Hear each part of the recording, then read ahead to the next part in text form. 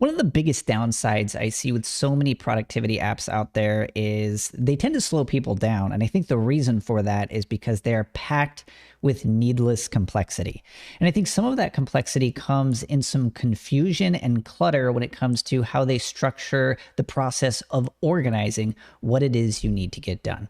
So there is one very specific example I have of this, and I think it applies more broadly to a lot of productivity tools and apps, and that is the subject of subtasks. So you might be asking, okay, so what is a subtask, right? So if I asked you, I need you to get this task done, right? I would never tell you, or you'd never think of it in the framework of, oh, okay, to get that done, to build that website, I need a list of subtasks. No, what you would have is a list of steps. So here's a quick look at the productivity app that I'm currently in the process of building a new version of. And so here is a single task, right? And so a project is made up of a lot of tasks, but sometimes you have a bigger project or a bigger task that requires a series of steps to complete.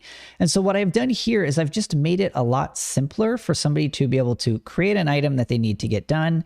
And then once they complete an item, it just automatically pops down to the bottom. So it's kind of like, in effect, it's similar to subtasks, but rather than being this super long, messy, almost like an outline version that it's just kind of the sky's the limit when you complete an item, it clutters it. In this case, you can just, here is a next thing to do. You can always kind of keep your list clean, and then as you complete things, they stay to the bottom. So it's a list of steps, right? Because we don't complete subtasks, we complete steps that help us achieve a task, that help us complete a project.